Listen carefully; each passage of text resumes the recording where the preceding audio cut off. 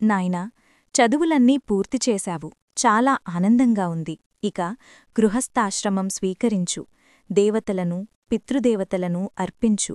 మనుమణ్ణి బహూకరించి నన్ను రుణవిముక్తుణ్ణి చెయ్యి. అపుత్రస్య గతిరాస్తి అన్నారు. నా కోరిక తీర్చు. ఎంతో తపస్సు చేస్తే అయోనిజుడుగా నువ్వు నాకు జన్మించావు.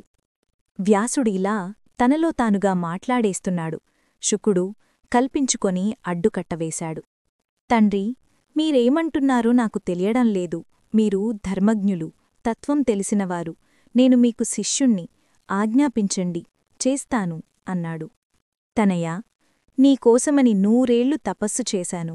ఎంతో శ్రమపడ్డాను. శివానుగ్రహం వల్ల నువ్వు జన్మించావు. ఏ మహారాజునో అడిగి నీకు పుష్కలంగా ధనం సమకూరుస్తాను. యవ్వనంలో ఉన్నావు, సుఖాలనుభవించు. తండ్రి, అసలీ మానవలోకంలో ఆరోగ్యకరమైన సుఖమంటూ ఏదైనా ఉన్నదా? ప్రతి సుఖంలోనూ దుఃఖస్పర్శ తప్పదుకదా? మరి నీవంటి ప్రాజ్ఞులు వాటిని నిజంగా సుఖాలు అంటారా? అనరుగా? పోనీ నువ్వన్నట్టు వివాహం చేసుకుంటానే అనుకో. ఆవిడికి వశవర్తిని కావలసిందేగా? పరతంత్రుడికి, అందునా శ్రీవిజిత్తుడికి సుఖమేమిటి?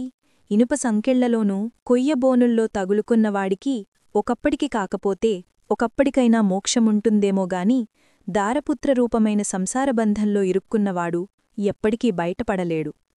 మలమూత్ర సంభూతమై మలమూత్రభరితమైన ఈ దేహంమీద జ్ఞానులకు కోరిక ఉండదు.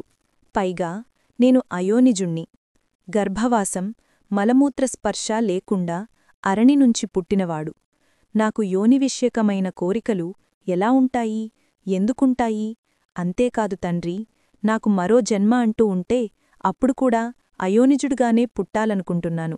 అద్భుతమైన శ్రీదేవి భాగవతం ఎన్నో కథలతో, అమ్మవారి మహిమలతో కూడినది. మేము రోజుకొక ఎపిసోడ్తో వస్తున్నాము. మా ఏన్షియంట్ సిబ్లింగ్స్ని సబ్స్క్రైబ్ చేయండి, షేర్ చేయండి, కామెంట్ చేయండి. ఫుల్ వీడియో లింకు డిస్క్రిప్షన్లో ఉంది, చూడండి.